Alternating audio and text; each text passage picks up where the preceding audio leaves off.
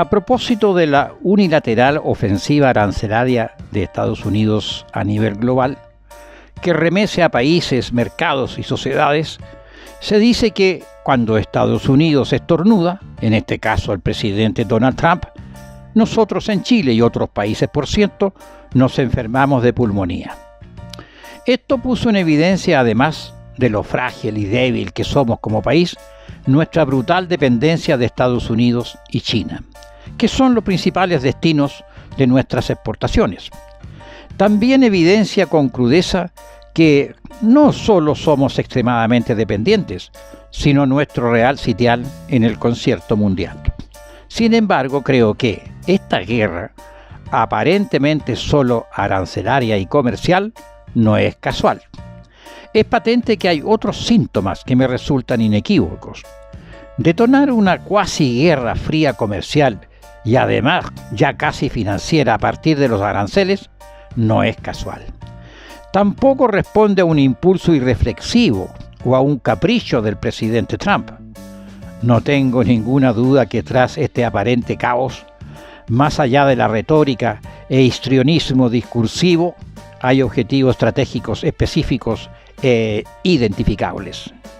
Es cierto que la deuda de los Estados Unidos, bonos soberanos mediante, es de una cuantía gigantesca y que Japón y China son los principales tenedores de esos bonos soberanos. En otras palabras, Estados Unidos está sumamente endeudado, por lo que el aparente caos o monumental cortina de humo tiene un detonante económico y comercial que responde, a mi entender, a la crisis interna de los Estados Unidos, a una balanza comercial negativa y al desorbitado endeudamiento externo. Así, la supuesta supremacía per se y poder dominante de Estados Unidos a nivel global está evidentemente debilitado, por lo que las deudas pasan a ser un factor de fragilidad y tarde o temprano se cobran y se deben pagar. Creo que Estados Unidos tiene el claro propósito de configurar un nuevo mapa del sistema financiero mundial y del liderazgo global en el siglo XXI.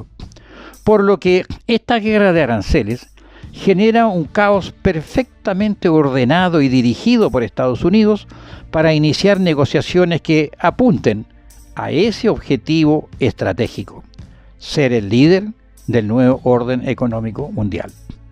Por lo que tras este propósito, lo de las deudas y dependencia entonces es un factor crucial.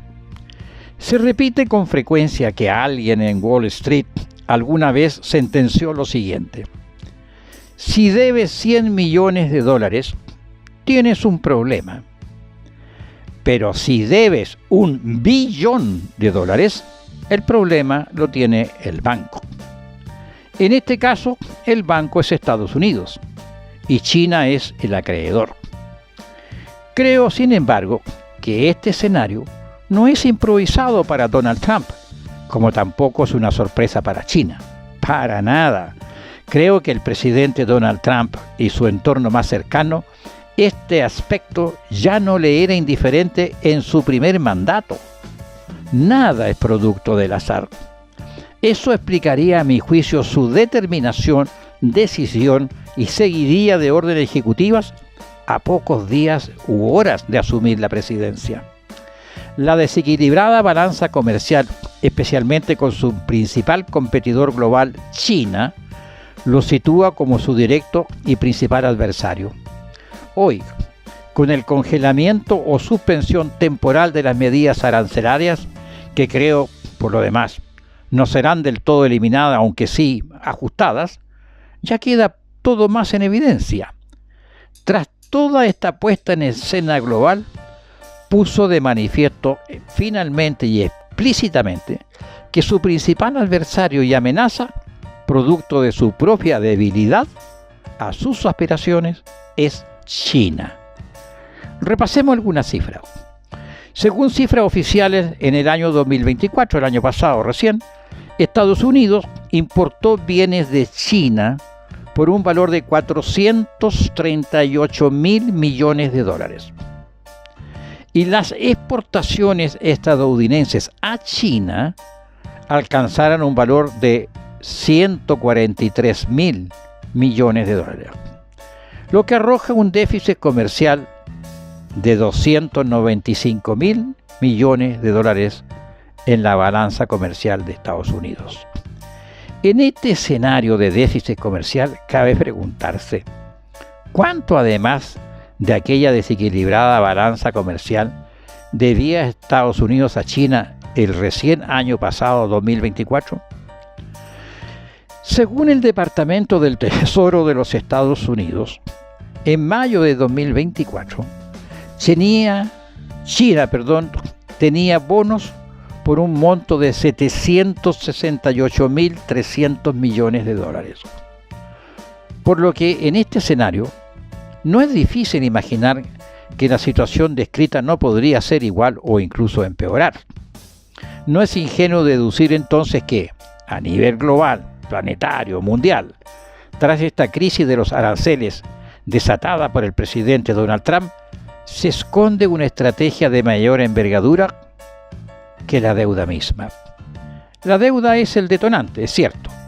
Renegociar la deuda también, sin duda, pero no es todo. Más bien se apunta a un intento de reordenamiento geopolítico, donde Estados Unidos sea o permanezca como el sujeto dominante y dominador de un nuevo orden económico mundial. Y por supuesto recuperar la supremacía del dólar como la moneda, o al menos sea la más importante a nivel global. Esto porque esta intempestiva declaración de guerra fría comercial y ya en ámbitos financieros pone en tela de juicio la credibilidad en la estabilidad de la gobernanza estadounidense. Y podría resultar que es la oportunidad igualmente global de un cambio de régimen financiero y mirar a otras divisas y activos más estables que el dólar, por ejemplo, el euro, el yuan, el oro y otras.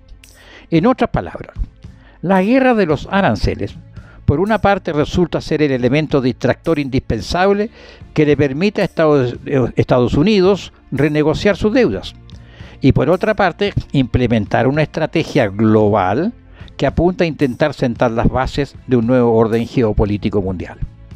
Nuevo orden y supremacía de Washington que desde el año 2006, tenuemente entonces, comienza a surgir una alternativa que pone en jaque esa aspiración de indiscutida supremacía global.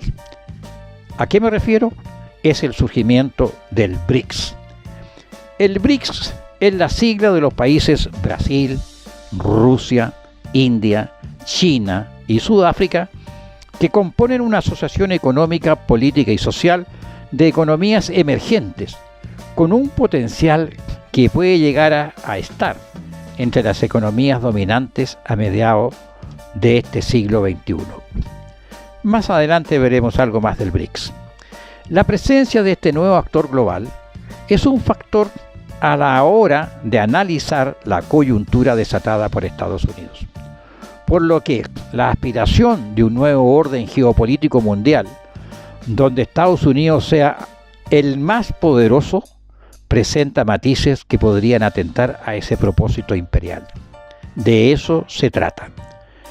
Como estamos en un escenario parecido a un pantano, donde no es posible aún poner pies sobre tierra firme y saber si estos propósitos serán o no posibles, esto dependerá en gran medida del resto de los países del planeta. Se entiende que esta es la oportunidad, por ejemplo, para el BRICS y los nuevos países asociados o adheridos. La gran oportunidad para entender, asumir e implementar que la diversificación en la globalización es la mayor garantía en la estabilidad de las naciones para el crecimiento y desarrollo de cada sociedad. En otras palabras, no poner todos los huevos en una sola canasta. Sabio refrán chileno, elemental, ¿no? ¿Y Chile?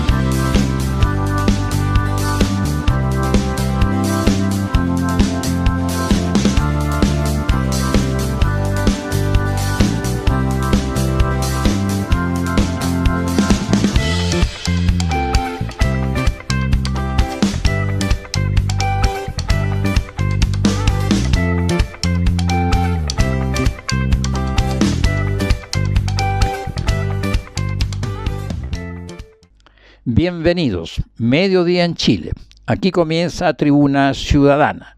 Su voz en las redes sociales, aquí donde a usted se le reconoce que merece más y mejor, porque sus derechos, nuestros derechos, no son ni deberán ser favores políticos. Si bien fuimos arrastrados a una crisis global, también es cierto que se abre una oportunidad. Sin duda que en algún momento habrá que negociar con Washington. Pero antes que eso, es un imperativo también mirar otros escenarios en la perspectiva de la diversificación. Mencioné al BRICS, lo dicho. La alianza Brasil, Rusia, India, China y Sudáfrica es una asociación económica, política y social entre estos países. El nombre proviene de las primeras letras de los nombres de cada país. El grupo se formó el año 2006. Y en el año 2009 recién se celebró la primera cumbre formal en Ekaterimburgo, en Rusia. En esta cumbre entonces se debatió cómo mejorar la situación económica mundial y reformar las instituciones financieras. Sudáfrica se unió en el año 2010.